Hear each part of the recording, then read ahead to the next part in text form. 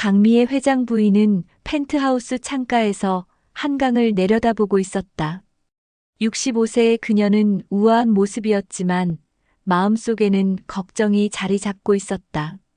어머니, 제가 정말 사랑하는 사람을 소개해드리고 싶어요. 일주일 전 아들 도연이 한 말이었다. 35의 도연은 대성그룹을 이어받고 있는 차세대 경영자였다. 그런 아들이 결혼하겠다며 데려온 여자가 바로 서진이었다. 첫인상은 나쁘지 않았다.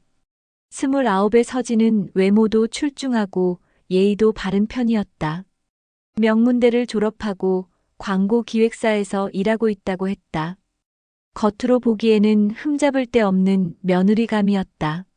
하지만 미애의 마음은 편하지 않았다. 서진이 집안의 재산 규모를 떠보는 듯한 질문들, 명품에 대한 과도한 관심, 그리고 도연을 바라보는 눈빛에서 느껴지는 계산적인 느낌. 정말 우리 아들을 사랑하는 걸까? 아니면 돈에 눈이 먼 걸까? 미애는 이런 의문을 품고 있었다. 재벌가 며느리로 들어오려는 여자들을 많이 봐왔기 때문에 그녀는 누구보다 신중할 수밖에 없었다. 내가 직접 확인해 봐야겠어. 미애는 결심했다. 다음 날 아침 미애는 평소와 다른 행동을 보였다. 화려한 드레스 대신 수수한 옷을 꺼내 입었다. 그리고 오랫동안 착용해온 명품 액세서리들을 모두 벗어두었다. 부인, 어디 가시는 거예요?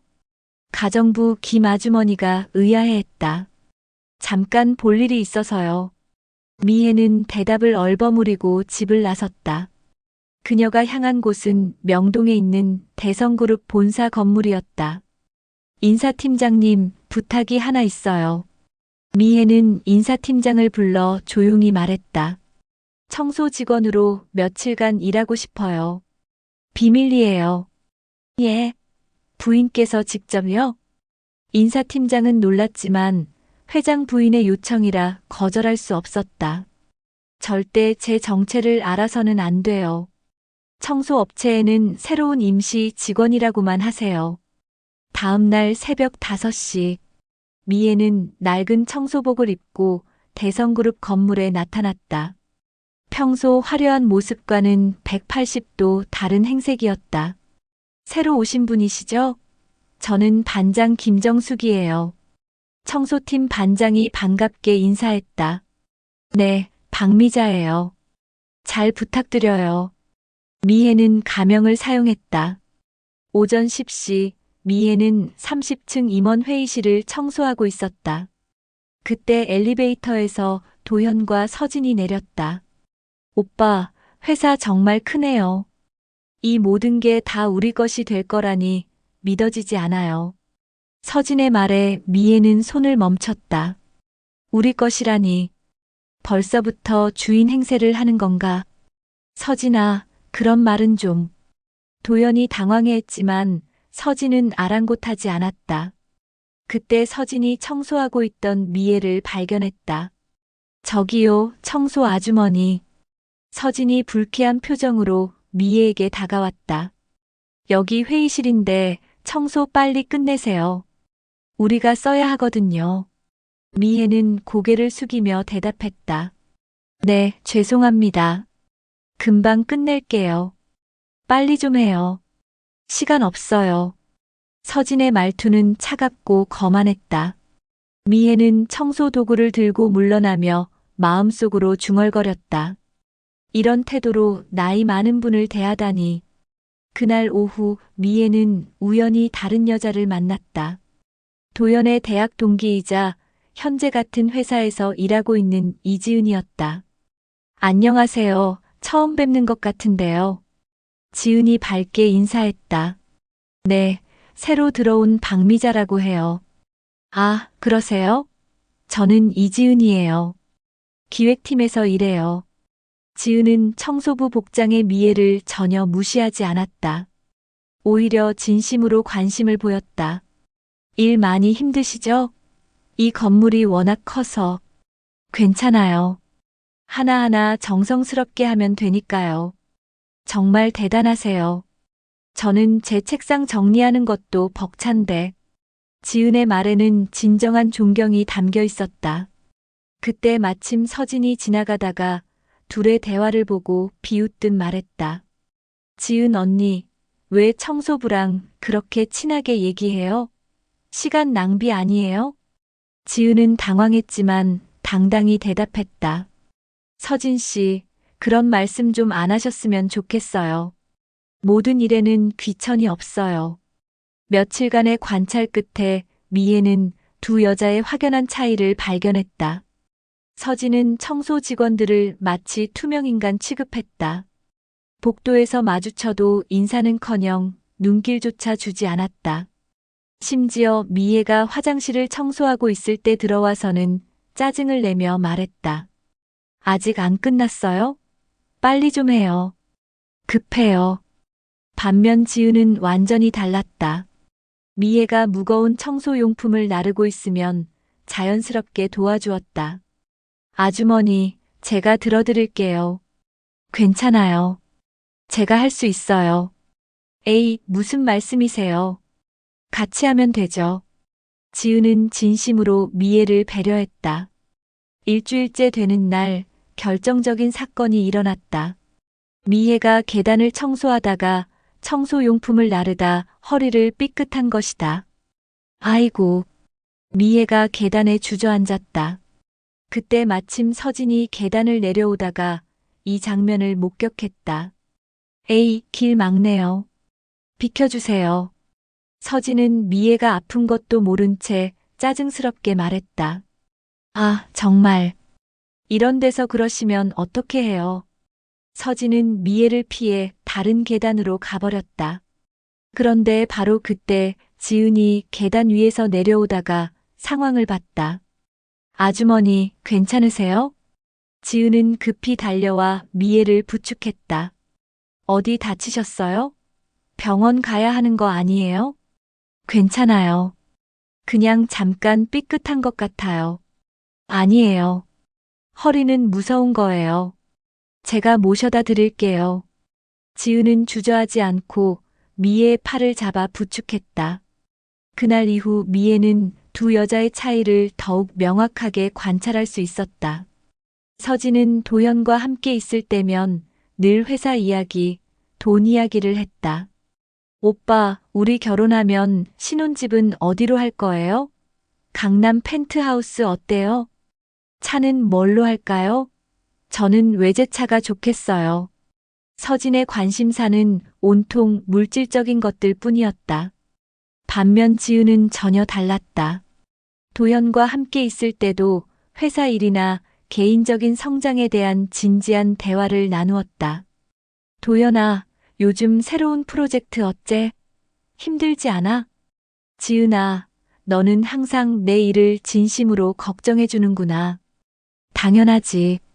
내가 행복해야 나도 행복해. 지은의 말에는 진정한 애정이 담겨 있었다.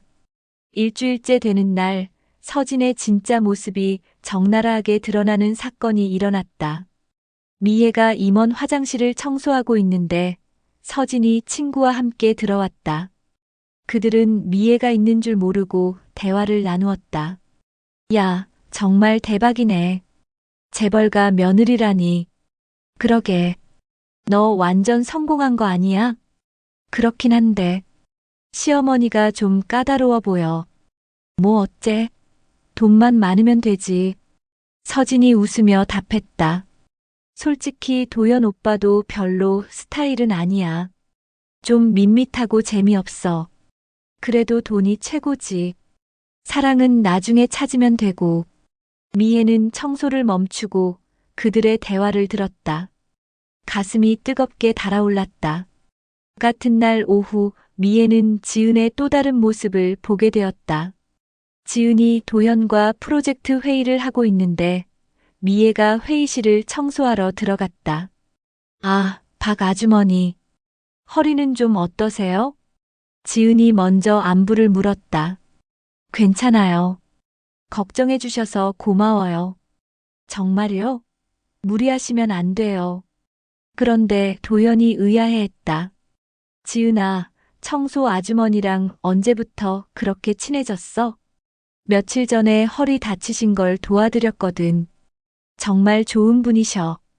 도현도 그제야 미애에게 관심을 보였다. 아주머니, 허리 다치셨다고요? 괜찮으세요? 네, 괜찮습니다. 신경 써주셔서 감사해요. 도연의 말에 미애는 뿌듯함을 느꼈다. 아들이 이런 마음씨를 가지고 있다는 게 자랑스러웠다. 2주일째 미애는 결정적인 장면을 목격했다. 점심시간에 지은이 도연에게 진지하게 말하고 있었다. 도연아, 서진 씨와 결혼 정말 확신해? 왜 갑자기 그런 말을 해? 그냥 좀 걱정돼서. 서진 씨가 내를 진심으로 사랑하는 건지 의문이 들어. 지은의 말에 도연은 생각에 잠겼다.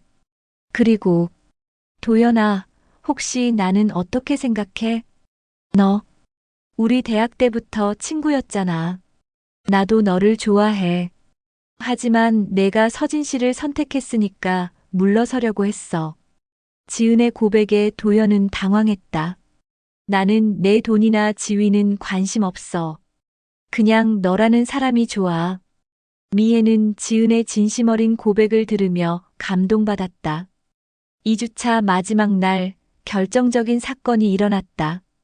오후 늦은 시간 갑자기 건물에 정전이 발생했다. 엘리베이터가 멈추고 비상등만이 어둠을 밝혔다. 미애는 엘리베이터에 갇힌 사람들의 목소리를 들었다. 여기 사람 있어요. 도와주세요. 그중 한 목소리는 서진이었다. 그녀는 도현 그리고 우연히 함께 탄 연세 많은 경비 아저씨와 함께 갇혀 있었다. 오빠, 무서워요. 빨리 나가고 싶어요. 괜찮아. 금방 복구될 거야. 미애는 문 사이로 대화를 들었다. 아저씨, 괜찮으세요? 숨쉬기 힘드시진 않으세요? 도연이 경비 아저씨를 걱정하는 소리였다. 그런데 서진의 반응은 전혀 달랐다. 오빠, 저 아저씨 때문에 공기가 더 답답해요. 냄새도 나고 진짜 짜증나요. 미애는 서진의 말에 깊은 실망을 느꼈다. 30분 후 전기가 복구되었다. 도연은 경비 아저씨를 부축해서 나왔고 서진은 진짜 더러워. 옷에 냄새 밴 것 같아라며 투덜거렸다. 이제 더 이상 관찰할 필요가 없었다. 미애는 모든 것을 확인했다. 다음 날 미애는 정장을 차려입고 회사에 나타났다. 더 이상 청소부가 아닌 강미애 회장 부인으로서. 부인님. 회사 직원들이 놀라며 인사했다. 미애는 먼저 도연을 만났다. 도연아, 엄마가 할 이야기가 있어. 어머니, 갑자기 회사에 웬일이세요? 지난 2주 동안 엄마가 여기서 청소부로 일했어. 네. 도연은 믿을 수 없다는 표정이었다. 청소부 박미자가 바로 나야. 미애는 지난 2주간의 모든 것을 도연에게 털어놓았다. 그날 저녁 도연은 서진과 지은을 모두 불러 한자리에 모였다. 미애도 함께했다. 두 분께 중요한 말씀이 있어서 모셨습니다. 도연이 진지하게 말했다. 먼저 어머니께서 말씀하시겠어요. 미애가 천천히 입을 열었다. 여러분, 저는 지난 2주 동안 대성그룹에서 청소부로 일했습니다. 네. 서진과 지은이 동시에 놀란 목소리를 냈다. 박미자라는 이름으로요. 서진의 얼굴이 순식간에 창백해졌다. 지은은 놀라면서도 무언가 이해하려는 표정이었다. 미애는 서진을 똑바로 바라보며 말했다. 서진 씨, 지난 2주 동안 당신이 청소부 박미자를 어떻게 대했는지 기억하시나요? 서진은 입술을 떨며 대답하지 못했다. 청소를 빨리 하라고 재촉했고, 냄새가 난다며 무시했고, 다른 세계 사람이라며 업신여겼죠.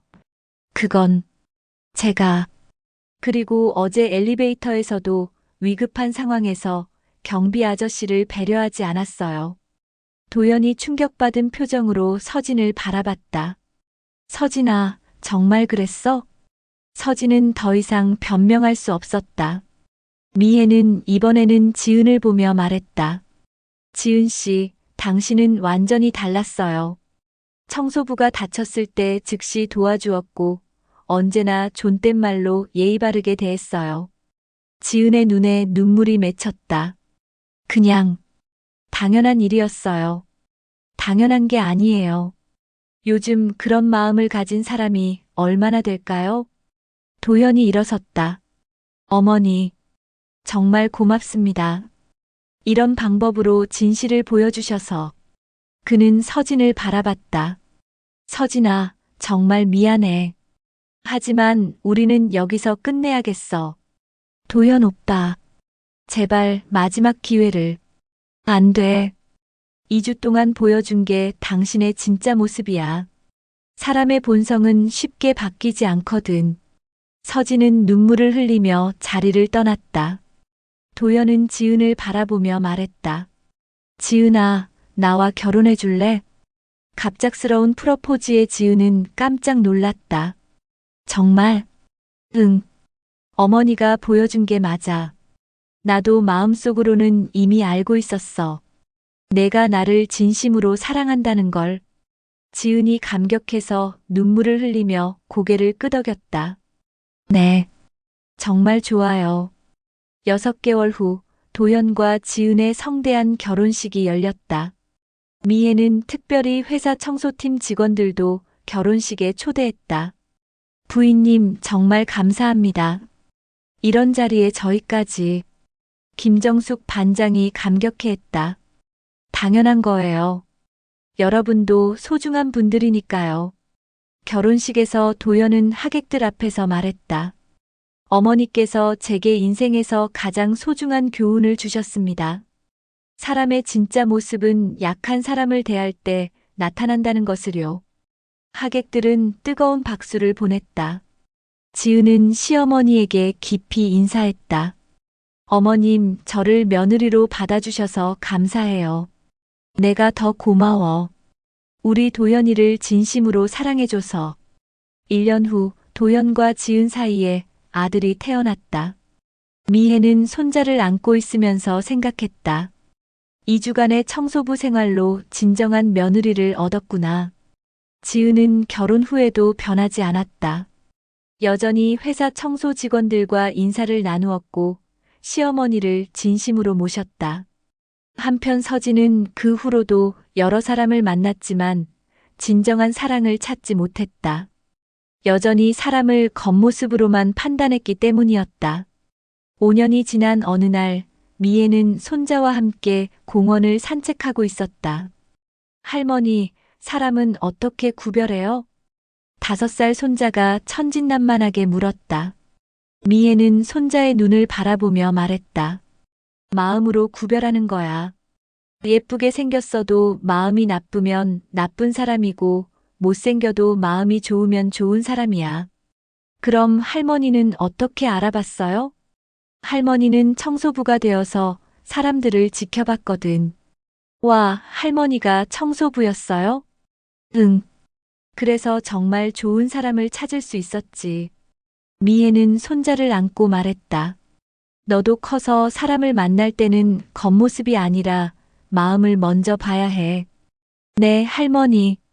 강미애의 2주간의 청소부 위장 작전은 완벽한 성공이었다. 그녀는 단순히 며느리를 고른 것이 아니라 가족 모두에게 인생의 가장 소중한 가치를 일깨워 주었다. 진정한 사랑은 돈이나 지위에서 나오는 것이 아니라 마음에서 나온다. 사람의 진짜 모습은 약한 사람을 대할 때 드러난다. 이것이 강미애가 우리에게 전하는 가장 소중한 메시지다. 오늘도 우리 주변에는 수많은 청소부들이 있다. 우리는 그들을 어떻게 대하고 있는가? 그 답에서 우리 자신의 진정한 모습을 발견할 수 있을 것이다. 사람의 진심은 가장 약한 자를 대하는 마음에서 드러난다. 이 이야기를 통해 우리는 겉으로 보이는 것이 전부가 아니라는 것을 배웁니다. 진정한 인간의 가치는 다른 사람, 특히 자신보다 약한 사람을 어떻게 대하느냐에서 나타납니다. 강미애의 지혜로운 선택이 우리 모두에게 귀중한 교훈이 되기를 바랍니다.